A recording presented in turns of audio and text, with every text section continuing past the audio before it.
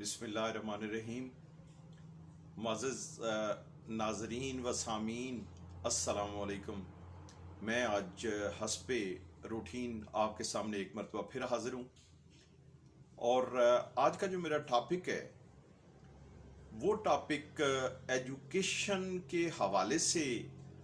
मैं कुछ बयान करना चाहता हूँ और इस टॉपिक को इंशाल्लाह मैं कंटिन्यू करूँगा अपने आइंदा जो मेरे वीलॉग्स जो मैं आपके सामने पेश करूँगा। लेकिन आज मैं इसका जो स्टार्ट ले रहा हूँ वो स्टार्ट मैं ले रहा हूँ अपनी फैमिली से कि एजुकेशन किसी भी फैमिली के अंदर क्या उसकी हैसियत है और वो एजुकेशन आपको किस हद तक मुआवन साबित होती है सोसाइटी के अंदर आगे बढ़ने के लिए, सोसाइटी के अंदर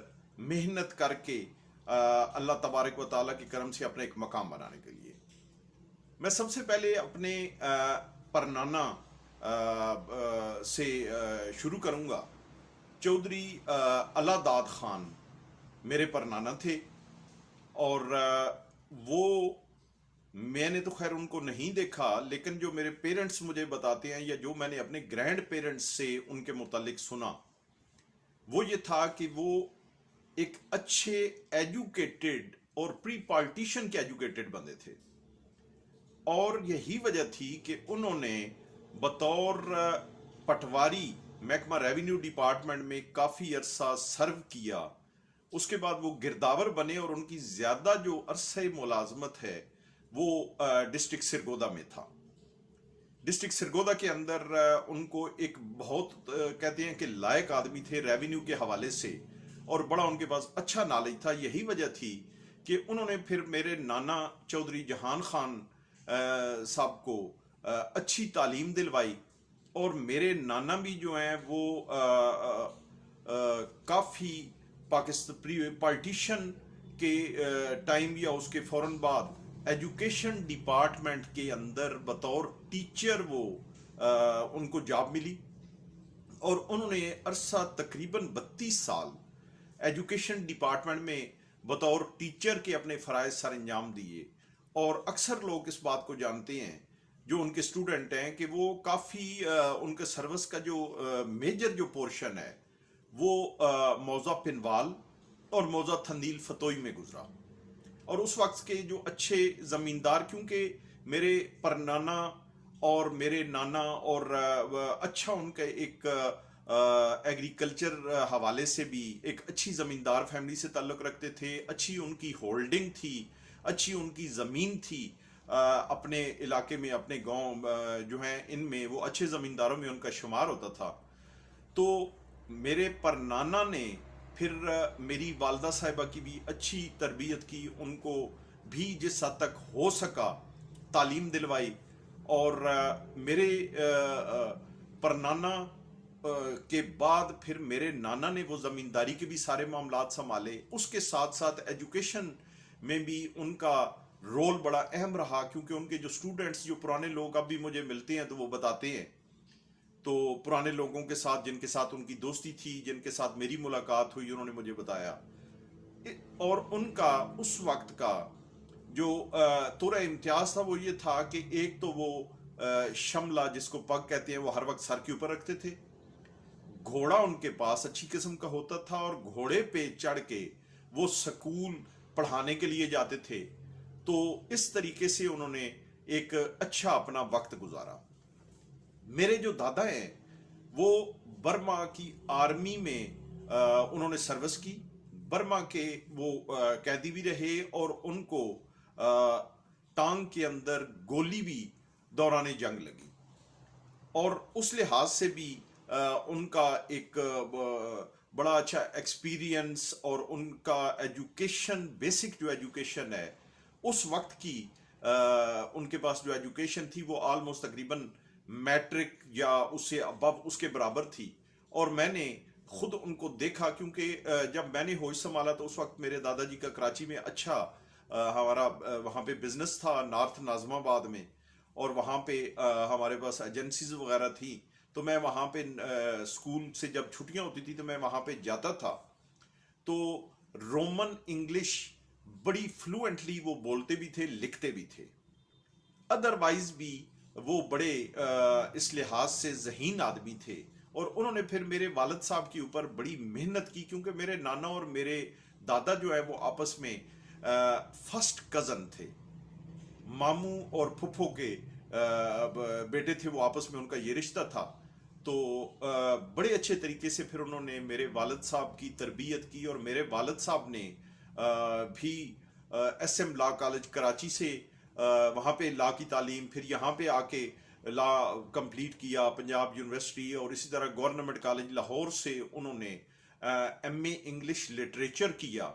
اور گارڈن کالج کی ان کی ابتدائی جو ایجوکیشن ہے وہاں پہ رہی، اس سے پہلے چکوال گورنمنٹ اسکول میں وہ پڑھا انہوں نے۔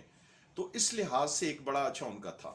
شاید یہی وجہ تھی، یہی تربیت کا ایک اثر تھا کہ میں نے اپنے نانا اور دادا کو جو دیکھا، اور ان کے جو پیرنٹس تھے ان کے متعلق جو سنا، اور اپنے والد صاحب کی لائف جو میں نے دیکھی، تو اس میں نے دیکھا کہ ہمیشہ انہوں نے حق کا ساتھ دیا،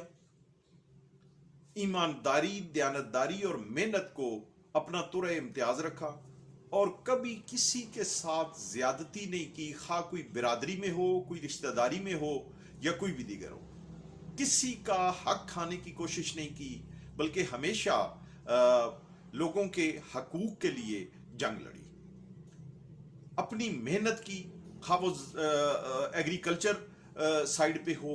خواہ وہ ادروائز جس پروفیشنز کے ساتھ میں نے آپ کو گزارش کی کہ ان کا تعلق تھا اس میں ہو، تو وہ ایک بڑا اچھا سلسلہ، اور ہمیں وہ وراثت میں جو چیزیں اپنی جو گرینڈ پیرنٹس ہیں، اور جو ان کے جو پیرنٹس ہیں، ان سے ہمیں جو چیزیں ملیں، سننے میں ملیں، دیکھنے میں ملیں،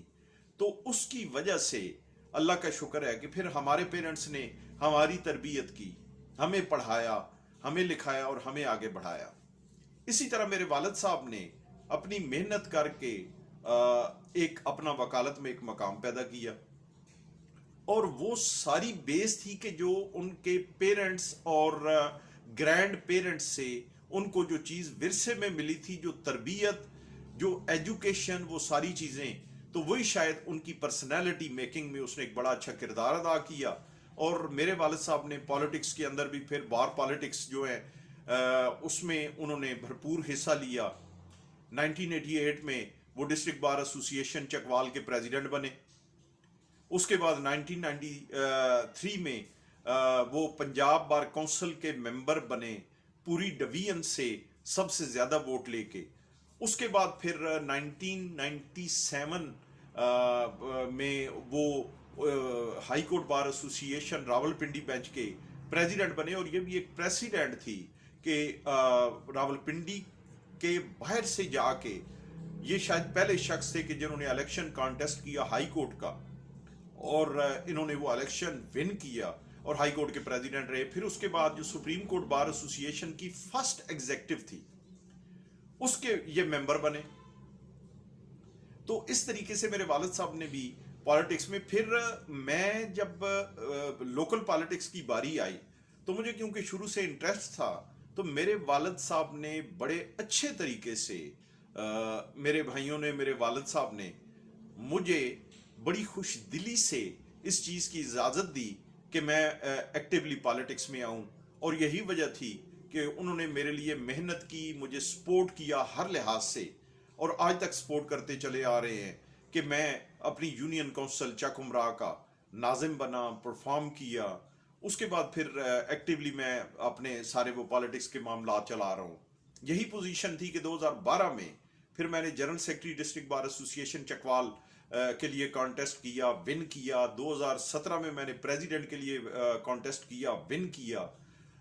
میرا چھوٹا بھائی عمران حسن علی جو ہے وہ اس نے بارٹ لا کیا اور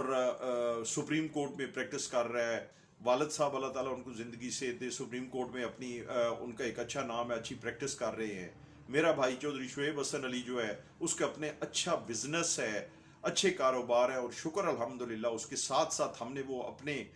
پیرنٹس اور grand parents, good grand parents کے طرف سے اثاثے میں ملنے والی جو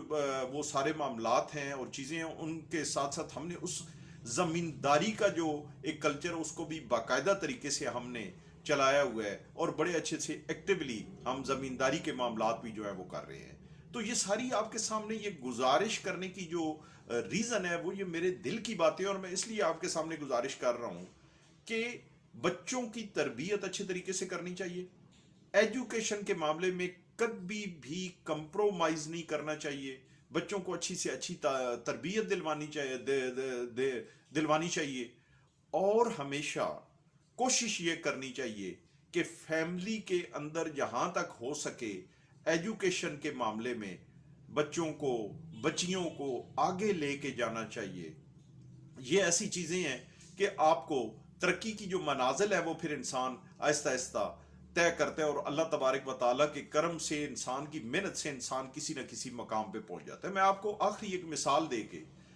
کہ میں نے اپنے کانوں سے خود سنا، مجھے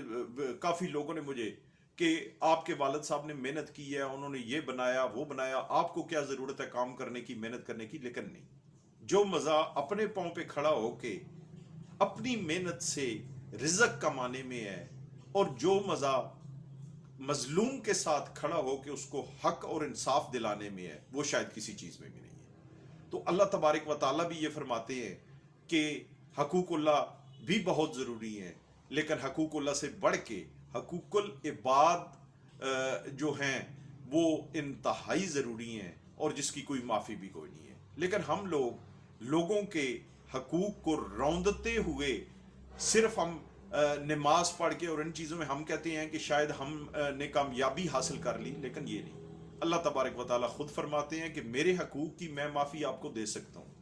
لیکن میرے بندے کے حقوق کی کوئی معافی نہیں ہے۔ تو یہ ساری چیزیں ایجوکیشن سے آپ کو پتہ چلتی ہیں۔ کوشش کرنی چاہیے کہ بچوں کو دینی دنیاوی تعلیم دلوائیں، ان کو اچھے مقام پر پہنچانے کی کوشش کریں، کبھی ان کی ایجوکیشن کے معاملے میں کمپرومائز نہ کریں، اور اس کے لیے آپ کو کچھ بھی سرو کرنا پڑے تو ضرور کریں۔ ویلتھ بن سکتی ہے، لیکن بچوں کی ایجوکیشنل ورتھ، بچوں کی ایک پرسنالٹی گرومنگ وہ تبھی ہو سکتی ہے کہ اگر آپ ان کو اچھی تعلیم کے اچھے مواقع مہیا کریں گے۔ تو میں آج کا ٹاپک اپنا یہاں پہ اسی کے ساتھ ختم کرتا ہوں، اور انشاءاللہ میں اس کو کنٹینیو رکھوں گا۔ اللہ آپ سب کا حامی و ناصر ہو۔